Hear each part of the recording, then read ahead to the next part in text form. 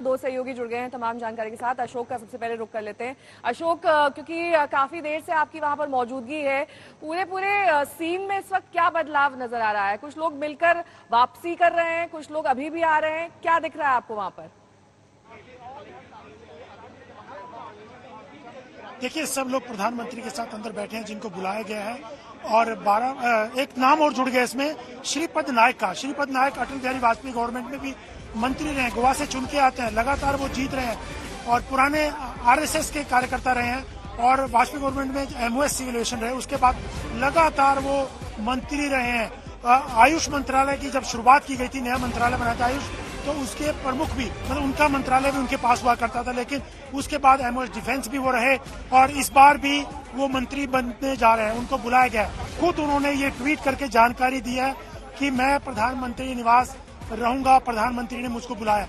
तो पुराने चेहरे हैं काफी इसमें, जो नाम हम लोग सुबह से बोल रहे हैं उसमें अधिकतर चेहरे जो 2019 में थे, कुछ 2014 में थे, वो दिखाई दे रहे हैं, लेकिन कुछ चेहरे नए भी हैं। जैसे मैं बता रहा था कि हरियाणा और महाराष्ट्र में चुनावी स्टेट है, कुछ समय के बाद वहाँ चुनाव होने वाले हैं, वहाँ के समीकरणों को देखते हुए भी जैसे मनोहर लाल खट्टर को लाया गया। पंजाबी चेहरा है, 2 बार के मुख्यमंत्री हैं, संगठन के कार्यकर्ता रहे पुराने मोदी के साथ, उन्होंने लंबे समय तक संगठन में काम किया। जब मोदी हरियाणा के प्रभारी हुआ करते थे, उनके साथ वो संगठन का काम देखा करते थे।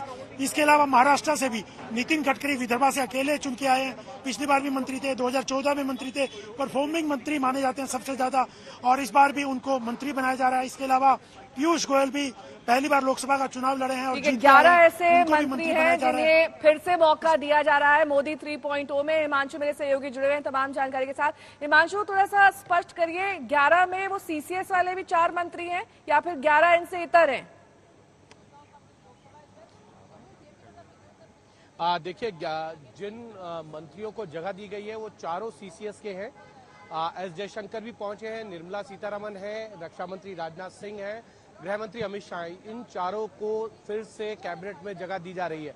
अब मुझे लगता है शपथ ग्रहण समारोह के बाद जो है वो तय होगा कि किसको जो है कौन सा पोर्टफोलियो मिलेगा, यानी कि कौन सा विभाग। क्या प्रधानमंत्री नरेंद्र मोदी चाहेंगे कि जो चारों मंत्री हैं सीसीएस के, उनको उन्हीं विभागों में रखा जाए, या उनके विभाग जो है बदले जा सकते हैं? लेकिन जहां तक हमारी जानकारी है, इन चारों मंत्रियों के जो है विभाग वो एज इट इज रहेंगे, यानी कि तथा जैसे हैं वो ही रहने वाले हैं। कोई बहुत बड़ा बदलाव जो है इन चारों मंत्रियों के विभाग में नहीं होगा। लेकिन आप देखिए कि कुछ नए मंत्रियों को जो है शामिल किया गया है। रवनीत सिंह बिट्टू चुनाव हार गए, लेकिन उनको जगह दी गई है। जितिन प्रसाद को यहाँ पर जो है जगह दी गई है, जो पीलीभीत से चुनाव जीत के आए हैं। हर्ष मल्होत्रा को जगह दी गई है।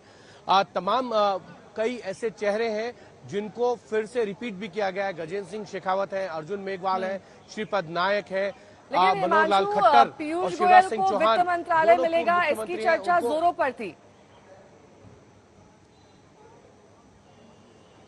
देखिए, बिल्कुल पीयूष गोयल को लेकर हमेशा माना जाता है, क्योंकि वो एक चार्टर्ड अकाउंटेंट है और वित्तीय मामलों के जो है बहुत अच्छे जानकार भी हैं।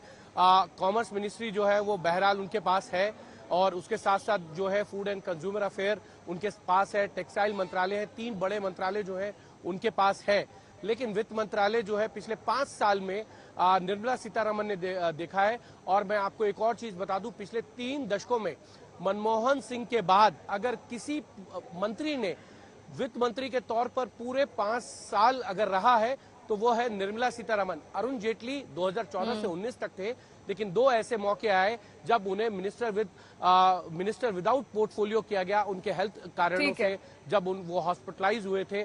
उनके बाद मनमोहन सिंह के बाद अगर वित्त मंत्री के तौर पर पूरे 5 साल का कार्यकाल किसी ने पूरा किया है तो वो निर्मला सीतारमण है। उनको लेकर किसी भी तरीके का कोई विवाद जो है वो कभी सामने नहीं आया है, और यही कारण है कि एक बार फिर से वो कैबिनेट में है। आप देखिए नेहा, बहुत से राज्यसभा से आने वाले मंत्रियों को ये कहा गया था कि आप चुनाव लड़िए। पीयूष गोयल को कहा गया चुनाव लड़ने को, भूपेंद्र यादव, धर्मेंद्र प्रधान, मनसुख मांडविया, पुरुषोत्तम रूपाला, ये सब लोग चुनाव लड़े हैं और जीते हैं। लेकिन निर्मला सीतारमण को नहीं कहा गया, हरदीप सिंह पुरी को नहीं कहा गया, और दोनों को रिपीट भी किया गया। दोनों के कार्यकाल बचे हैं। पीयूष गोयल का कार्यकाल जो है राज्यसभा का 2028 तक है, लेकिन उनको कहा गया पार्टी की तरफ से कि आप लोकसभा चुनाव लड़िए। तो ऐसे उन मंत्रियों को भी जगह दी गई है जो राज्यसभा में है, और ठीक उनको है। भी जगह दी गई है जो राज्यसभा में जिनका टर्म खत्म हो गया या बचा हुआ था, वो चुनाव लड़के आए हैं, जीते हैं, जिनमें पीयूष गोयल भी हैं। ठीक है, तो स्पष्ट संदेश है यहाँ पर भारतीय जनता पार्टी की तरफ से कि कई ऐसे नाम हैं जिन पर उन्हें पूरा भरोसा है, उन्हें दोबारा मंत्री बनाया जा रहा है। संगीत रागी जी से इस पर एक टिप्पणी ले लेते हैं। संगीत जी, ऐसा इसलिए किया जा रहा है ताकि भारतीय जनता पार्टी पूरी तरीके से ये मैसेज क्लियर और स्पष्ट कर सके कि ये वो चेहरे हैं जो हमारे शीर्ष नेतृत्व को पिछले 5 साल या फिर 10 साल से साधे हुए थे और हमें इन पर पूरा भरोसा है और आगे भी ये जारी रहेगा।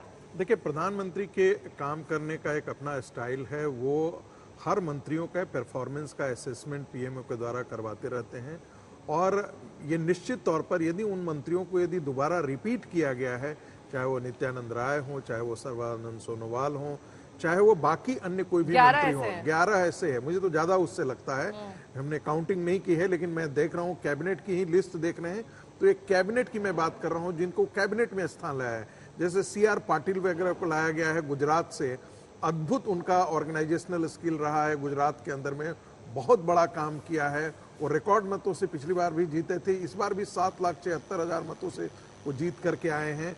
उनको माना जा रहा था कि उत्तर प्रदेश का प्रभारी बनाया जाएगा, लेकिन इस चुनाव में उन्हें नहीं बनाया गया। तो ये भी माना जा रहा था कि हो सकता है आने वाले दिनों में वो राष्ट्रीय अध्यक्ष बने पार्टी का, लेकिन मंत्री परिषद में जब उनको जगह मिल गई है, तो मुझे लगता है कि कुल मिलाकर के जो टीम है वो बहुत अच्छा बनाया है।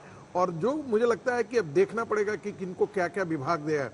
जो कैबिनेट कमेटी जिसे आप कहते हैं CCS वाला जो मूल है, उनके इतर जो बहुत बड़े बड़े मंत्रालय हैं और जो बड़े इंपॉर्टेंट मंत्रालय हैं, जैसे कोयला मंत्रालय हुआ, पावर सेक्टर हुआ, जो है वो रेलवे हुआ, अब ये किसके हाथ में जाता है? क्योंकि बहुत सारे प्रधानमंत्री के ड्रीम प्रोजेक्ट हैं। उन ड्रीम प्रोजेक्ट में जैसे बुलेट ट्रेन चलाने का मामला, अश्विनी वैष्णव इस चीज को बहुत दिनों से देख रहे हैं। रेलवे में अद्भुत सुधार हुआ है, रेलवे स्टेशन में अद्भुत सुधार हुए हैं। आज के दिन में मॉडर्न टेक्नोलॉजी का वहां प्रयोग किया जाने लगा है। देखना यह है कि क्या JDU का दबाव काम करता है रेलवे को लेकर के, या शिक्षा मंत्रालय को लेकर के। TDP कुछ और भी मांग रही थी, जो रोड एंड ट्रांसपोर्ट मांग रही थी। क्या ये सब चीजों में मंत्रालयों का बंटवारा कैसे होता है, ये बड़ा दिलचस्प होगा देखने।